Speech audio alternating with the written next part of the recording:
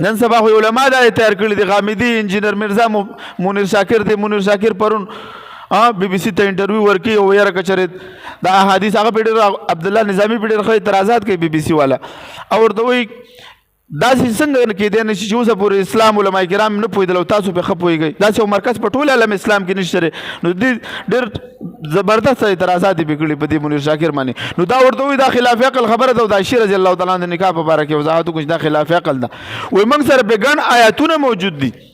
دا وایي موږ قرآن مقابله کې څوک نه شو کولی دا ټول شرک دی احادیث منل شرک دی دا د منکرین حدیثو نظیره ذلک الکتاب لا ریب فیه مولوي صاحب ته څه ته ولاړې ښه نو مولوي صاحبانو موږ هم ورته وایو چې دا خو زموږ نظریه ده خو د قرآن شرحه چا کړې ده نو دوی وایي د قرآن شرحه یې کړې ده وایي دا خلاف عقل ده چې د عایشې رضی الله تعالی عنها د نکاح په باره کې وایي دا خلاف عقل ده موږ ولې خلاف عقل ده د عایشې رضی الله تعالی عنها نکاح باره کې موږ درس کړی دی مختصر کلیپ هم کړی دی هغه تاسو واورئ موږ له مدلل جوابات ورکړي ته ځان د مفسر د قرآن جوړ کړی دی ته دا ستا معمولي غونته کې علم دی ماورای عقل خبرې تا ته څه ښکاري خلاف عقل په هغه معاشره کې د خیر القرون په معاشره کې به پاتو 9 کالو په عمر کې به بالغ کېدل لا اوس په پروف سره دا خبره ثابته ده چې 15 کالو جنۍ حامله شوې ده د 2 کالو 8 کالو عامه خبره ده ذاکر نایک صاحب حفظه الله مشهور شخصیت دی دا وایي زما خپله په دې باندې شک و په دې واقع باندې عائشې رضی الله تعالی عنها ما ته دا خپل ډاکټر دی ما ته یو بیمار یو ماشوم جنۍ راوسته 9 کالو او دته حیض راتلو بیماری به پرې راتلله وای زما هغه شک د ذهن نه وتلو نو الحمدلله اوس خو په تجربات دا خبره ثابته شو چې او چې په خپل ترمذی شریف حدیث ذکر کړی عائشہ رضی الله عنها فرمای چې کله جنې د 9 کالو شي دا بالغه خزه وګرځي د بالغه خزه نکاح په کم ځای خلاف عقل ده به دوی دا اعتراض کوي بعضی د باندې دوه قسمه اعتراضات کوي دا په خپل ځای خو صرف زمين کې خبر رااله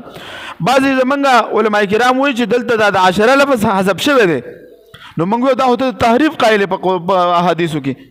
چې نن ته وایي چې دلته د 10 لفظ حذف شوی دی بل به وایي چې دا لفظ حذف شوی دی بل به وایي دا پکې زیادت دی نو دا خو ستا هغه دین د بایبل دې ته جوړ کو بلو صاحبانو دا یاد ساتئ چې څنګه د قرآن حفاظت شوی دی داسې احادیث مبارکو حفاظت هم الله رب العزت کړی د سند په لحاظ سره چې یو شی په صحیح سند سره ثابت شي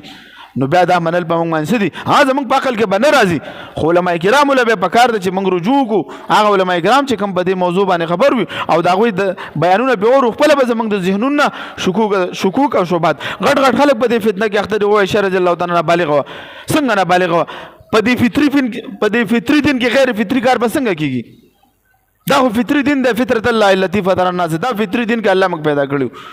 نو چې په دې فطري دین کې موږ خدای پاک پیدا کړیو نو دا خدای پاک څنګه د خپل پیغمبر ته غیر فطري کار ورکوي عمل ورکوي چې ته د نابالغې ښځې سره دې دغه وکړه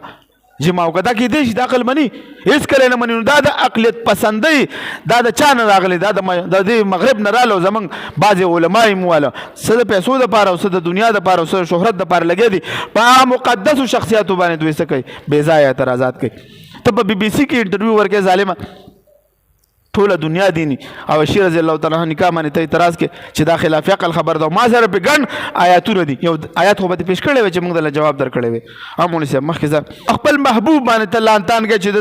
دا واقع چې امام بخاري رحمت الله علیه زمونږ محدثین ذکر کړي خلاف عقل ده نو مړه چې تا خپل محبوب چې په چا د ایمان راوړی هغه ستا د هدف نښانه وګرځېده نو نور به ته نه مستشرق به نور ته څنګه ته به د استشراق دپاره نور څنګه کار کوې ته نه به نور غټ د ایمان نه خلاصېدونکي به نور څوک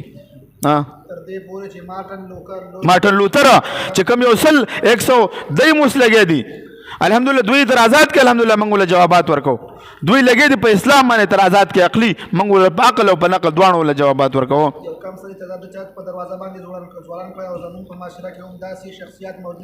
غامدي انجینر مرزا منیر شاکر او داسې وغیره نور دي دوی د عقل پرستۍ په بنیاد باندې په اسلامي قوانینو کې تبدیلی کوشش کوي د دې نه وروسته دا د عقلیت پسندۍ مولوي صاحبانو څه شی ده او ځان ته دوی عقلمند وي او موږ ته زموږ علما کرامو ته د خیر القرون د زمانې چې کامل شوی دین دی دوی ته څه ګڼي دا خلاف عقل یې ګڼي خلاف عقل ته په خپل ستا ټول وجود خلاف عقل دی مولوي صاحبانو عائشہ رضی الله تعالی عنها نکاح په کوم وخت کې شوې ده په خیر القرون کې شوې ده که نه ده خو ته ماته یو کتاب وښیوه یو مستشرق یو یهودي یو عیسائی یو شیعه یو ماته خو یو کتاب وښیوه چې هغه په دې اعتراض کړی چې عائشہ رضی الله تعالی عنها نکاح خلاف عقل وه په خیر القرون کې نه تر 15مې صدۍ د مستشرقینو اعتراضات در راواغسته ظالمه او ته اوس کې ته په د مسلمانانو ذهنونو کې شکوک او شبهات شي یوازې دا نه دی داسې ګڼ اعتراضات دي چې دوی څه کوي په احادیث مبارکه کوي او دغه شانته کې بیا خاص کر په امام بخاري رحمت الله علیه امام مسلم رحمت الله علیه باندې دوی کوي ولې دا زمونږ نظریه ده زمونږ عقیده ده چې دا صحیح کتابونه دي نو چې دای د مسلمانانو ذهنونه دې باره کې شکوک کې پاتې کړل نو بیا د قرآن شرحه به ته کوم ځای نه ثابتې یا مولوي صاحب ته چې دا سهار 2 رکعاته مونځ کې دا رکعتونه تعالی قرآن ذکر کړي دي ته چې د غرمې دا 10 رکعاته کې دا قرآن ته د آیتونه ذکر کړي دي د مازدیګر چې کې نو ته چې دا روزه نیسي دا تاته دا ټول اصول چې په د باندې روزه ماتيږي او په د نه ماتيږي په د باندې مکروه کیږي دا تاته کوم ځای ذکر کړي دي چې تاسو سره احادیث غیر محفوظ شو نو قرآن ته ثابتول شي بیا دا وګوره غټ چال دی د مستشرقینو چال دی زمونږ مسلمانانو ذهنون ته دا خبرې د وخت د علماء کرامو ټول نه غټه ذمہواری ده چې د وخت پراپاسی کې د اسلام حفاظت څوکي د لپاره رملا وتړي د مستشرقینو له د سکی د دې په دا کې ولا جواب ورکړي د دې په لهجه کې دوی له جواب ملو شي چې راځه زما یو نظریه هم خلاف عقل نه ده کته تجدد پسند او کته عقلیت پسند نو مولوی زبان استاد دا دغه سره منګو سوایو چې د عقلیت